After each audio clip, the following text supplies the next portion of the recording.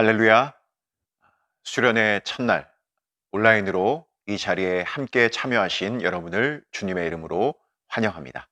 이 시간 제가 기도하고 오늘 수련회 시작하도록 하겠습니다. 하나님 우리 아버지, 은혜와 사랑을 감사합니다. 항상 우리를 크신 은혜 가운데 지내게 하시고 또 사랑하는 우리 청년들 이 여름에 함께 수련회의 자리로 나아가야 되지만 여러 어려움으로 인해서 이렇게 온라인으로나마 함께 하나님의 말씀을 듣게 되었습니다.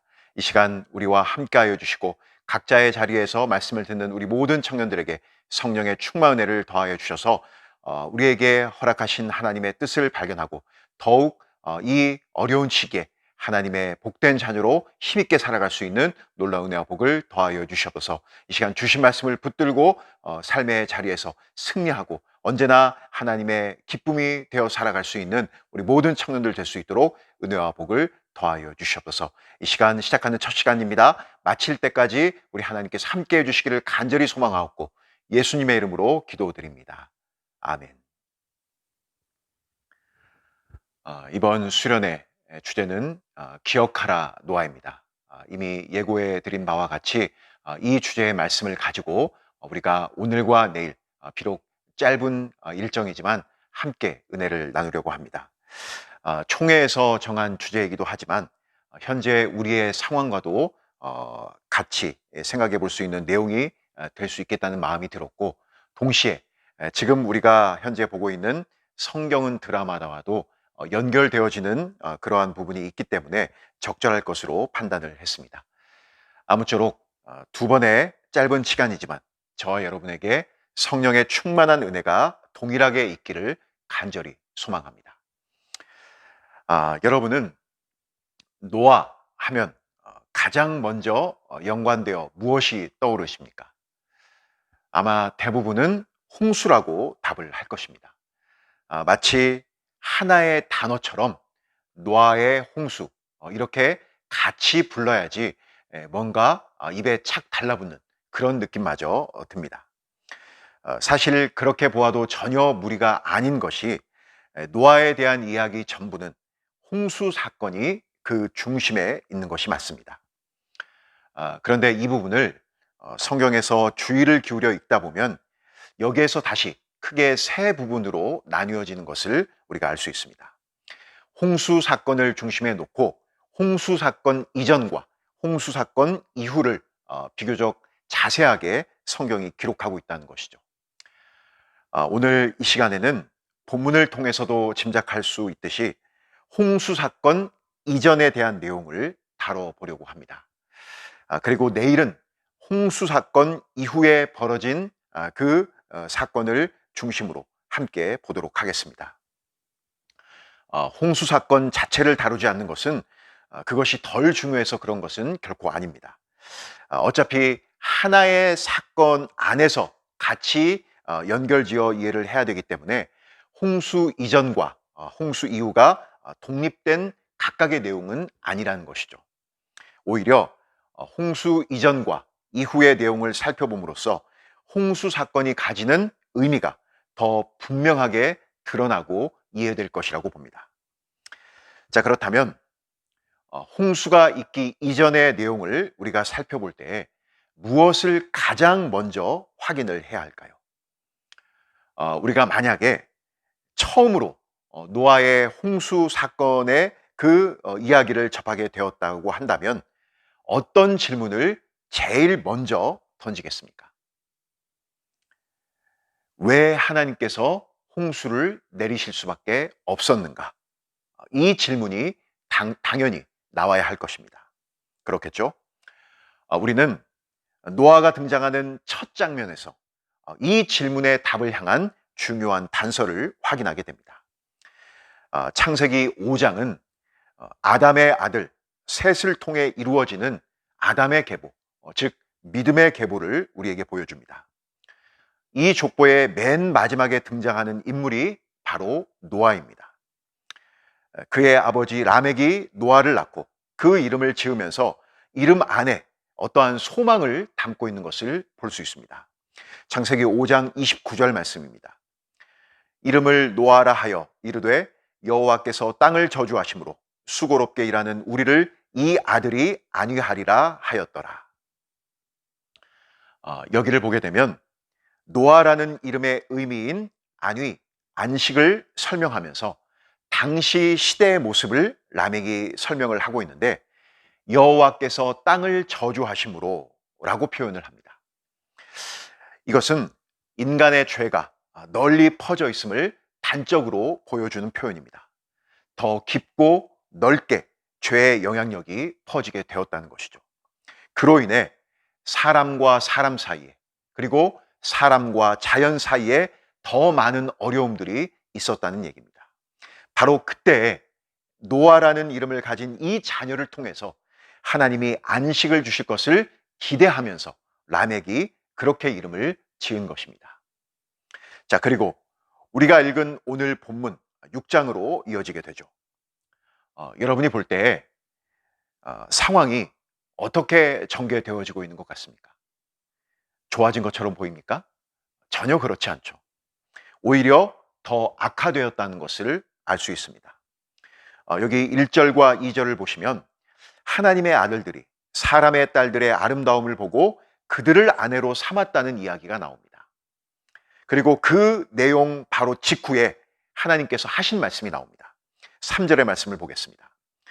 여호와께서 이르시되 나의 영이 영원히 사람과 함께 하지 아니하리니 이는 그들이 육신이 됨이라.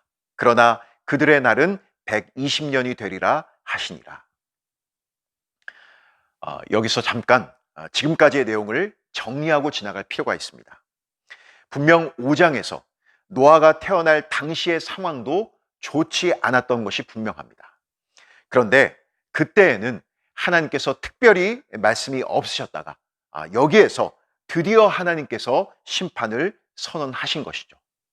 3절에 그들의 날은 120년이 되리라 라는 구절은 다양한 해석이 있는데, 이제 홍수의 날까지 120년이 남았다, 이렇게 보는 것이 가장 적절합니다.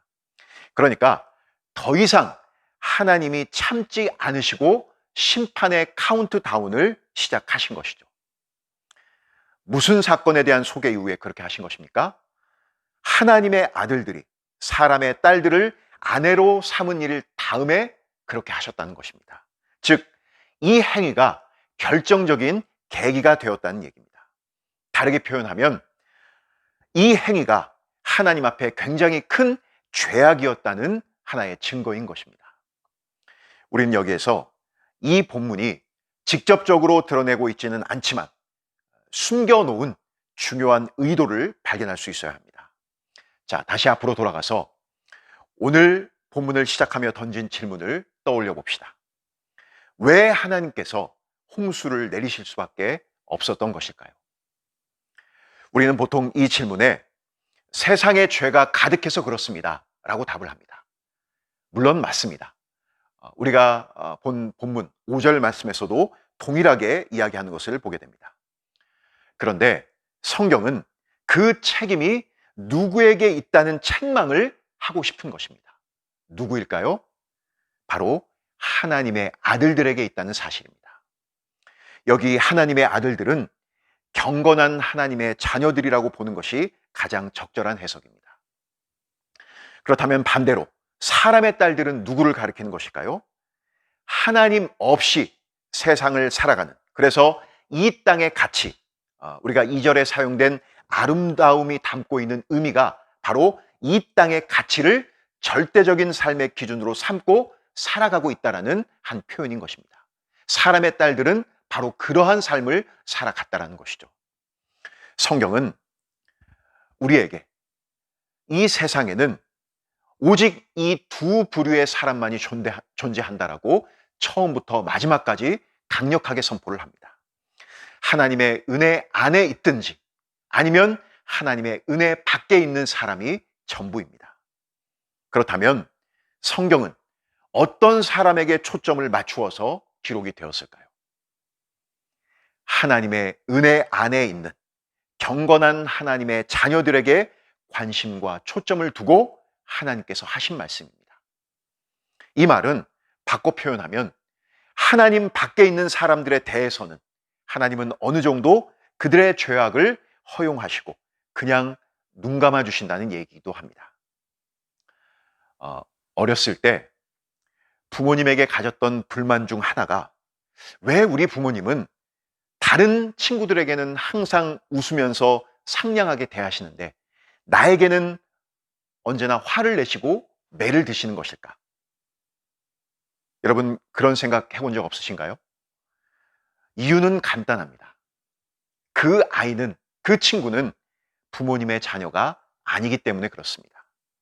화를 낼 필요도 없고 잘못을 한다 하더라도 웃으면서 괜찮다고 특별히 지적할 필요도 없이 넘어갈 수 있었다는 것이죠. 하지만 나는 부모님의 자녀이고 끝까지 책임을 져야 할 존재이기 때문에 그냥 넘어가지 않는 것입니다. 무엇을 잘못했는지 분명하게 지적을 하고 그것을 통해 다시는 그런 잘못을 하지 않도록 혼을 내신다는 것이죠. 하나님도 마찬가지입니다. 여러분, 예수님을 믿는 사람과 믿지 않는 사람의 가장 큰 차이가 무엇일까요? 하나님의 은혜를 입어 하나님의 자녀가 된 사람은 이 세상에서 자신의 죄와 직면하고 그 비참함을 깨달아 죄 문제를 바로 여기에서 해결하는 사람이라고 할 수 있습니다. 반면 하나님 밖에 있는 사람들은 이 세상을 살 동안에는 자신의 죄를 보지 못하다가 마지막 심판대 앞에 섰을 때에 비로소 자신의 끔찍한 죄와 마주하게 되는 것입니다. 그때는 이미 늦은 것이죠. 더 이상 기회가 없습니다. 하지만 신자는 이 땅에서 자신의 죄를 보기 때문에 고단하고 힘이 든 것입니다. 하나님께서 우리를 정결하게 만드시는 작업을 쉬지 않으시기 때문에 힘들고 고통스러울 수밖에 없다는 것이죠.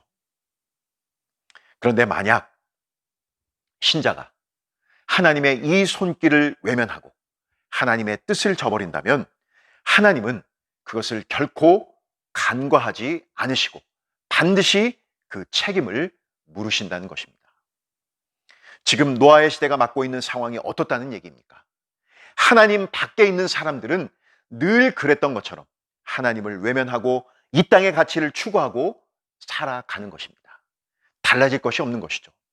예전에도 지금도 앞으로도 그들의 삶은 언제나 동일합니다. 그런데 마땅히 하나님을 따라야 할 하나님의 아들들이 그들에게 동조해 세상의 가치를 따라 그 흐름을 쫓아갔다는 사실이 매우 심각하고 무거운 죄인 것입니다. 하나님은 이것을 결코 가볍게 여기지 않으셨다는 것이죠. 하나님은 이 역사의 책임을 사람의 딸들에게 묻지 않으십니다. 그들은 그저 자신들만의 길을 가도록 내버려 두십니다. 오직 하나님의 아들들에게 그 책임을 물으신다는 사실을 우리는 반드시 기억해야 되겠습니다. 즉, 하나님은 하나님의 자녀들에게 맡겨놓으신 책임이 있다는 얘기입니다. 그렇다면 어떤 책임을 맡겨놓으셨을까요? 하나님의 자녀들이 감당해야 할 사명이 무엇입니까? 우리가 이 부분을 정확히 이해하기 위해서는 창세기의 맨 앞장으로 돌아가 확인할 필요가 있습니다. 하나님은 인간을 하나님의 형상대로 창조하시고 분명한 사명을 주십니다. 1장 28절의 말씀을 함께 보도록 하겠습니다. 하나님이 그들에게 복을 주시며 하나님이 그들에게 이르시되 생육하고 번성하여 땅에 충만하라. 땅을 정복하라. 바다의 물고기와 하늘의 새와 땅에 움직이는 모든 생물을 다스리라 하시니라. 우리가 성경은 드라마다 강의에서 이 부분에 대해 어떻게 설명을 들었습니까? 우리 인간은 왕이신 하나님의 뜻을 따르는 부왕, 부섭정자, 청직이라고 하는 그 위치에 두셨다라고 말씀을 드렸습니다. 이것은 특정한 사람에게 주신 것이 아닌 온 인류를 향한 하나님의 뜻이었습니다. 한마디로 왕과 같은 사명을 받은 것이죠. 자, 그리고 또 하나의 사명이 등장합니다. 다음 장인 창세기 2장 15절 말씀을 보면 이렇게 되어 있습니다. 여호와 하나님이 그 사람을 이끌어 에덴 동산에 두어 그것을 경작하며 지키게 하시고, 하나님은 아담을 에덴에 두시고 그에게 에덴 동산을 경작하며 지키게 하십니다. 이 말씀을 단순하게 접근하게 되면 앞선 1장 28절 말씀의 연장선상에서 주어진 명령이라고 이해할 수도 있습니다. 아담의 손길이 닿아야만 자랄 수 있는 그러한 식물들이 에덴 동산 안에 있었기 때문에 하나님께서 주신 명령을 따라 그것들을 다스리고 가꾸는 그러한 책임이 있었다라고 볼 수 있는 것이죠. 하지만 다른 의미로도 해석이 가능합니다. 여기 경작하며 라는 단어의 히브리어, 이전 성경에는 다스리며라고 되어 있는데 이 단어는 아바드라는 단어입니다. 그 의미 가운데는 섬기다 라는 의미가 담겨져 있습니다. 그러니까 에덴 동산에서 섬기며 지키는 사명을 주셨다는 얘기입니다. 에덴 동산이 가지는 중요한 특징 한 가지는 창세기 3장 8절 말씀에서도 우리가 확인할 수 있듯이 하나님이 아담과 하와와 함께 계셨던 곳입니다. 한마디로 에덴 동산은 하나님이 거하시는 곳, 성전이라고 할 수 있습니다.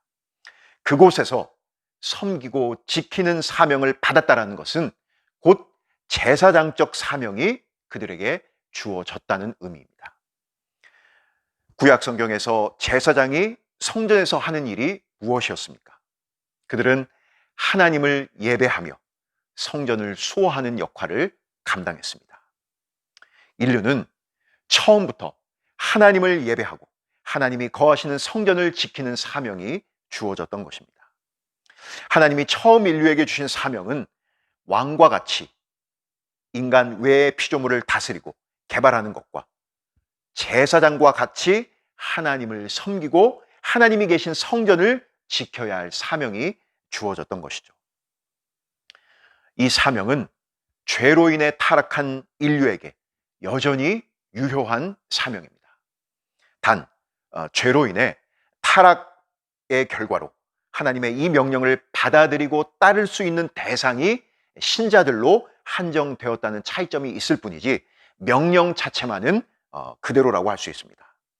그렇다면 이 두 사명 중에 우리가 순서를 매긴다면 어디에 우선순위를 둬야 하겠습니까? 당연히 제사장적 사명이 우선입니다. 아무리 세상을 다스리고 개발하는 일에 성공한다 하더라도 하나님을 예배하는 일에 실패하게 된다면 그 의미는 퇴색되어 결국 하나님을 대적하는 편에 설 수밖에 없습니다. 가인과 그의 후손들이 이룩한 문화적 업적에서 우리가 그것을 부정적인 측면에서만 보지 않았습니다. 그렇죠? 하지만 그 업적에서 우리가 확인했듯이 라멕이란 인물을 우리가 한번 생각해 볼까요? 라멕은 성경에 등장하는 최초의 시인이었습니다. 시라는 것은 매우 아름답고 하나님께서 우리에게 주신 선물이지만 그 시를 통해 그가 무엇을 노래했습니까? 그 시의 내용 가운데는 하나님을 향한 조롱이 숨겨져 있었다는 것입니다. 아무리 하나님이 내리신 문화 명령을 잘 지켜 따른다 할지라도 제사장적 사명을 외면한 결과는 하나님을 대적하는 편에 설 수밖에 없는 것입니다. 자, 그리고 하나님이 인류에게 허락하신 또 하나의 사명이 있습니다. 이 사명은 처음부터 존재했지만 타락한 이후에 그 중요성이 분명히 드러나게 된 사명이라고 할 수 있습니다.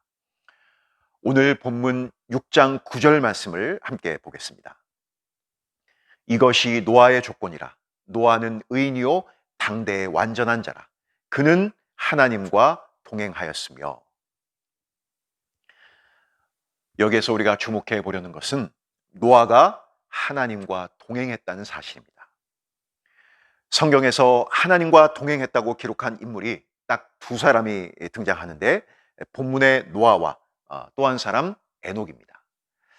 창세기 5장 24절을 보시면 에녹이 하나님과 동행하더니 하나님이 그를 데려가심으로 세상에 있지 아니하였더라.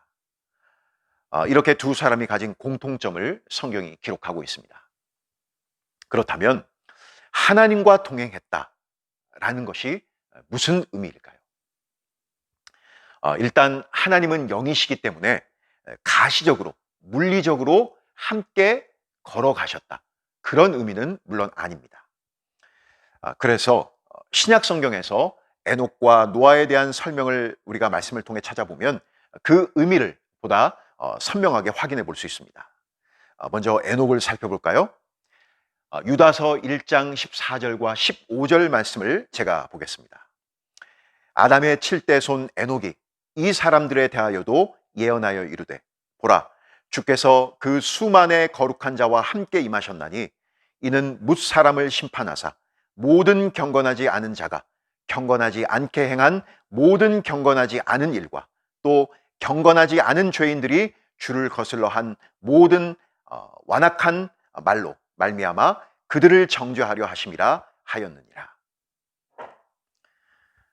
창세기에서는 에녹의 삶을 하나님과 동행했다 이렇게 간단하게 정리하고 끝났다면 여기 유다서에서는 그 삶이 어떤지를 풀어서 우리에게 설명해 주고 있습니다. 유다서 말씀이 증언하는 에녹의 삶의 특징이 무엇입니까? 에녹은 예언을 하였다는 것입니다. 무엇을요? 하나님께서 심판하신다는 사실을 예언했습니다. 그 심판의 대상이 누구입니까? 모든 경건하지 않은 사람과 그 경건하지 않은 행위에 대해 심판하신다는 사실입니다. 유다서가 전하는 하나님과 동행하는 삶은 무엇입니까? 바로 선지자로서 에녹이 살았다는 사실입니다. 사람들에게 하나님의 심판을 선포했다는 것이죠.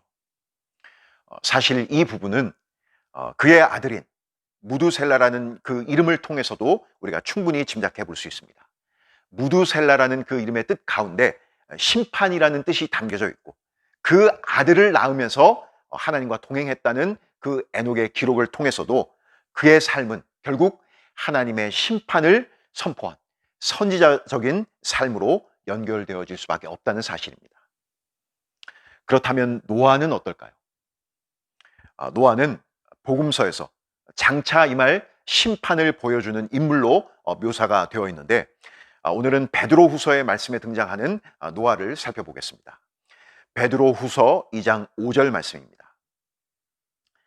옛 세상을 용서하지 아니하시고 오직 의를 전파하는 노아와 그 7 식구를 보존하시고 경건하지 아니한 자들의 세상에 홍수를 내리셨으며 이렇게 기록되어 있습니다. 조금 전 에녹의 기록과 비교해 볼 때 여러분 어떤 느낌이 드십니까? 뭔가 비슷하다는 생각이 드시지 않습니까? 여기에서 노아를 설명하면서 어떻게 그를 부르고 있죠? 오직 의를 전파하는 노아 이렇게 되어 있습니다. 그리고 경건하지 아니한 자들의 세상 이것이 동일하게 등장한다는 사실입니다. 여러분 이것이 무엇을 의미할까요? 노아 역시도 경건하지 않은 세상에 대해 하나님의 의, 곧 그분의 심판을 선포했다는 얘기입니다. 노아 역시도 선지자로서의 책임을 감당했다는 것이죠. 우리는 노아가 120년 동안 방주를 만들면서 당시 사람들의 조소와 비난을 그저 묵묵히 감내하며 꾸준히 제 갈 길만을 갔을 것이다. 그런 사람 정도로 생각하기 쉬운데 여기 베드로후서의 말씀을 통해 확인해 볼 수 있는 것은 그렇지 않았다는 것입니다. 그는 선지자로서의 사명을 감당하며 경건하지 않은 무리를 향하여 곧 다가올 심판을 외쳤습니다. 에녹과 노아, 하나님과 동행한 이 두 사람의 공통점은 바로 선지자적인 삶을 살았다는 것입니다.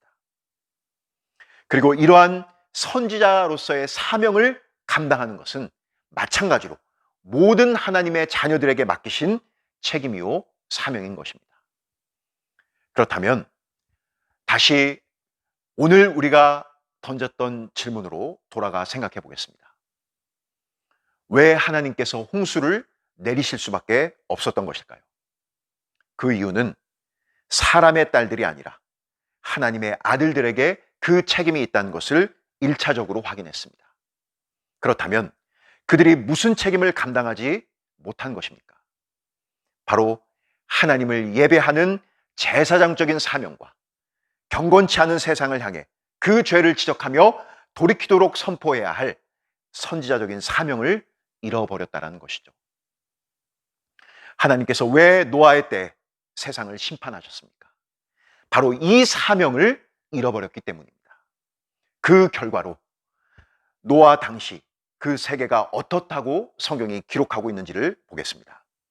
11절을 보시면 그때 온 땅이 하나님 앞에 부패하여 포악함이 땅에 가득한지라. 여기 부패했다는 말이 가지는 적합한 의미는 하나님께 멸망받아야 할 상태가 되었다라는 의미입니다. 부패함이라는 의미 자체가 어떤 내적인 상태를 나타낸 그런 단어라고 한다면 그것이 외적으로 드러난 표현이 이어지는 포악함입니다. 이제 모든 악한 행위들, 우리가 생각하는 그 모든 죄악들의 모습들이 그 땅에 가득하게 되었다는 것입니다. 이 모든 일의 원인이 어디에 있습니까? 하나님 밖에 있는 사람들 때문에 그렇습니까? 그렇지 않습니다. 바로 하나님의 아들들이 제 길을 바르게 걷지 않아 3절의 말씀처럼 하나님의 영이 떠나 이제는 그들도 세상 사람들과 마찬가지로 육신이 되어버렸기 때문에 그렇다는 사실입니다. 자신의 정체성을 잃어버리고 사명마저 내팽개쳐버린 그들로 인해 온 땅이 하나님께 멸망받아 마땅한 상태에 이르게 되었다라고 성경은 무섭도록 우리에게 지적을 하고 있는 것입니다. 우리는 홍수 심판의 원인을 외부에서 찾으려 해서는 안 됩니다. 세상이 악하고 그들의 죄악이 포악했다라고 책임을 전가해서도 안 된다는 것이죠. 하나님은 그 모든 책임을 하나님 밖에 있는 사람들에게 묻지 않으십니다. 바로 저와 여러분에게 그리고 교회에게 그 책임을 물어오실 것입니다. 우리는 오늘 말씀을 통해 두 가지를 잘 점검해 봐야 합니다. 먼저 제사장적 사명에 대한 부분입니다. 신자의 정체성은 어디에 있습니까? 바로 하나님을 예배하는 일입니다. 하나님을 예배한다는 것은 주일에 나와 공예배를 드린다 그런 의미도 있지만 그것이 중요하지만 그것이 전부는 아닙니다. 사실 우리는 매일 매순간 어디에서도 하나님을 예배해야 하는 사람들입니다. 어떻게 예배해야 할까요? 거룩하신 하나님의 속성을 쫓아 거룩한 삶을 힘써 살아가는 것으로 하나님을 예배하는 것입니다. 여러분, 거룩이 가지는 중요한 본질이 어디에 있습니까? 바로 구별에 있습니다.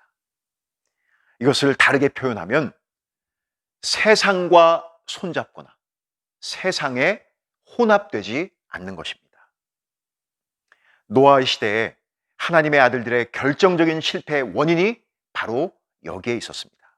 그들은 구별되지 않음으로 사람의 딸들이 추구하는 아름다움이라는 세상적 가치와 손잡고 그들과 혼합해 그것을 쫓아 달려간 것이죠. 노아의 때가 그랬다라고 한다면 하물며 오늘날 우리 시대는 어떻겠습니까? 지금은 노아 당시와는 비교할 수 없을 정도로 화려하고 달콤한 세상의 아름다움이 그 가치들이 우리를 향해 손을 뻗고 우리를 유혹하는 그러한 시대입니다. 신자들 역시 그 세상의 한 복판에 서 있는 것입니다. 우리는 세상을 떠나 세상 밖에서 홀로 고고하게 그렇게 살아갈 수 없는 존재입니다. 세상 속으로 들어가 그 안에 살며 거기에서 구분짓는 삶이 아닌 구별된 삶으로 제사장적 사명을 감당하도록 부르심을 입었다는 것이죠. 요즘 유행하는 말 중에 인싸와 아싸가 있죠. 제가 아니까 당연히 여러분들도 알 거라고 봅니다. TV를 보면 은연중에 인싸가 되려면 어떻게 입어야 하고 어떤 말을 해야 하며 행동은 어떻게 해야 되는지 그런 모습들을 이야기하는 것을 보게 됩니다. 여러분, 우리가 꼭 그 말들을 따라 인싸가 돼야 할까요? 인싸가 되려는 이유가 무엇입니까? 왜 인싸이고 싶습니까? 그 말이 그토록 듣고 싶은 이유가 어디에 있는지, 무엇 때문인지를 생각해야 합니다. 거기에는 분명 세상적 가치가 담겨져 있고 그것을 따른다는 것은 신자된 가치를 혼합한다는 것을 어쩌면 의미합니다. 그런 마음 한구석의 찜찜함, 내가 세상과 손잡고 있다라는 어떤 그 찜찜함을 외면하면서까지 인싸가 될 바에는 여러분 차라리 손가락질 당하고 욕먹더라도 구별된 아싸로 살아가기를 바랍니다. 그러면 어떻게 이 세상에서 살아갈 수 있느냐? 여러분 걱정하지 마세요. 그 이후의 삶은 하나님께 맡기는 것입니다. 하나님께서 책임져 주실 것을 바라보는 것이죠. 그것이 신앙이고 믿음으로 사는 것입니다. 세상은 언제나 세상이 만들어 놓은 지식과 경험 그리고 세상의 방법에서 이탈하게 되면 그것을 벗어나게 되면 큰일 날 것처럼 염려하게 하고 불안하게 만듭니다. 사탄은 언제나 이 전략으로 성도들을 공격해 왔습니다. 하지만 신자는 시대를 불문하고 하나님 앞에 거룩하게 사는 것을 사명으로 알고 살아가는 존재입니다. 세상적 가치와 기준을 항상 무시하고 업신여기는 태도를 보이는 것은 바람직하지 않지만 그렇다고 너무 그 앞에 주눅이 들어 마치 순진한 양처럼 신앙적 기준과 타협하고 섞어버리는 어리석은 행동은 하지 않아야 한다는 것이죠. 이것은 교회 안에서도 마찬가지입니다. 교회를 지켜야 할 제사장적 사명은 혼합주의를 막는 것이 그 시작이요 마지막이라고 할 수 있습니다. 어떤 시대, 어떤 상황 속에 놓인 교회라도 세상과 구별됨만이 교회가 가장 교회다워지는 것이요 또한 가장 세상에 공헌할 수 있는 첩경이라는 사실을 잊지 말아야 하겠습니다. 자, 끝으로 선지자적 사명에 대한 부분입니다. 여러분, 구약시대 선지자들이 했던 가장 중요한 사역이 무엇이었습니까? 바로 하나님의 말씀을 전하는 일이었습니다. 하나님의 말씀이 선지자에게 없다면 그들의 존재의 이유도 사라져버리게 됩니다. 우리들 역시 마찬가지입니다. 하나님의 말씀이 없는 신자, 하나님의 바른 말씀이 선포되지 않는 교회, 그것은 존재의 이유를 잃어버린 것입니다. 하나님은 우리를 세상의 빛으로 부르셨습니다. 그렇다면 그 빛이 계속 꺼지지 않도록 빛나게 할 동력은 무엇일까요? 언제나 하나님의 말씀입니다. 오늘날 우리가 선지자적 사명을 감당하기에 교회가 처한 상황은 매우 좋지 않은 것이 사실입니다. 오히려 세상에 걱정과 염려만 끼치는 군살처럼 여겨지고 있는 그런 씁쓸한 현실을 우리가 보고 있습니다. 그러나 그럼에도 불구하고 우리는 선지자적 사명을 계속 감당해 나아가야 합니다. 그러기 위해서 말씀이 우리에게 필요합니다. 말씀이 우리 안에 있어야 합니다.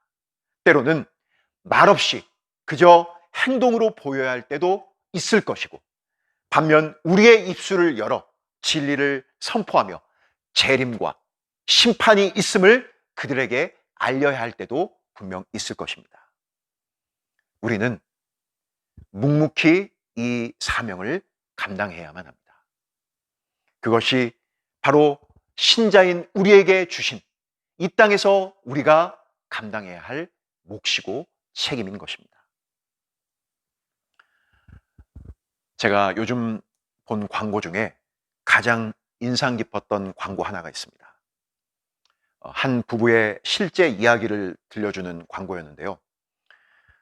바닷속에 버려진, 여러분 아시겠지만 워낙 요즘 바다 오염도 심각하죠. 그 바닷속에 버려진 그 쓰레기들을 일일이 잠수하면서 수거에 버리는 그러한 장면을 보여주는 광고였습니다. 그렇게 쓰레기를 한 움큼 등에 짊어지고 육지로 걸어오는 그들을 향해 이런 질문이 던져집니다. 이 넓은 바다가 그런다고 회복될까요? 어쩌면 당연히 나올 수밖에 없는 질문입니다. 무모한 행동처럼 보이고 무슨 눈에 띄는 효과가 있겠냐며 부정적인 생각을 충분히 할 수 있습니다. 그러자 그 질문에 이 주인공은 이렇게 답을 합니다. 최소한 우리가 지나온 길은 바뀌잖아요. 어쩌면 우리가 선지자적 사명을 감당해 나아갈 때 세상은 우리를 보고 동일하게 부정적이고 냉소적 반응을 보일 수 있습니다. 만약 우리가 계속 그런 사람들의 반응만을 보게 된다면 지치고 낙담이 될 수밖에 없을 것입니다. 그러나 하나님이 우리를 주목해 보고 계십니다. 우리의 작은 몸부림을 하나님은 외면치 않으신다는 것이죠. 비록 밑빠진 독에 물을 붓는 심정으로 우리 삶의 현장에서 하나님의 맡기신 사명을 감당해 가지만 작은 희망을 보았던 이 광고의 주인공과는 비교할 수 없는 크신 하나님의 약속과 소망을 우리는 항상 바라볼 수 있어야 하겠습니다. 오늘 우리는 수련의 첫날 첫 시간으로 홍수 이전의 그 모습을 확인했습니다. 특별히 우리에게 주어진 질문, 여러분 역시도 오늘 이 질문을 마음속에 깊이 새겨보길 바랍니다. 왜 하나님은 홍수를 내리실 수밖에 없었던 것일까요? 그 근본적인 원인을 오늘 말씀을 통해 깊이 묵상해 보시고 이 시대를 향한 신자인 우리 자신의 사명이 무엇인지를 다시 한번 점검하고 우리 마음에 새롭게 다지면서 하나님 앞에 묵묵히 마땅히 감당해야 할 사명을 힘있게 감당하며 나아갈 수 있는 그런 저와 여러분 모두가 될 수 있기를 간절히 소망합니다. 기도하겠습니다. 하나님 우리 아버지, 오늘 수련의 첫날 우리에게 노아의 홍수 사건 이전에 왜 그 홍수가 일어날 수밖에 없었는지 그 이유를 말씀을 통해 확인케 하시니 참으로 감사합니다. 우리는 그저 단순히 세상의 죄악이 가득했기 때문에 하나님이 심판하셨다라는 그런 어떤 표면적인 눈에 보이는 이유만을 찾았지만 오늘 주어진 말씀을 통하여서 우리가 확인했던 것은 바로 신자인 우리들이 하나님의 아들들, 경건한 하나님의 자녀로서 그 책임을 감당하지 못함으로 제사장적인 사명과 선지자적인 사명을 감당하지 못함으로 인해 하나님께서 내리신 심판이라는 것을 말씀을 통해 확인했습니다. 하나님은 이 세상의 역사의 책임을 사람의 딸들에게 묻지 않으실 것이다라고 우리에게 강하게 엄중하게 말씀하십니다. 바로 우리들, 하나님의 아들들, 경건한 신자들에게, 이 교회에게 하나님께서 그 책임을 물어오실 것입니다. 그 하나님 앞에 부끄럽지 않도록 하나님 앞에 섰을 때 우리의 모습이 결코 부끄럽지 않은, 잘했다 칭찬 들을 수 있는, 비록 세상은 여전히 우리를 향해 냉소적이고 부정적인 반응을 보인다 할지라도 우리에게 약속하신 하나님의 그 큰 상급과 소망과 하나님 나라를 바라보며 우리에게 주어진 삶의 현장에서 하나님께서 우리에게 주신 명령을 잘 감당할 수 있는 우리 모든 청년들 될 수 있도록 은혜를 베풀어 주시옵소서. 감사드리며 예수님의 이름으로 기도드립니다. 아멘. 오늘 첫째 날 우리 수련회는 이것으로 마치겠습니다. 그럼 저는 내일 이 시간에 여러분과 다시 만나도록 하겠습니다. 수련회는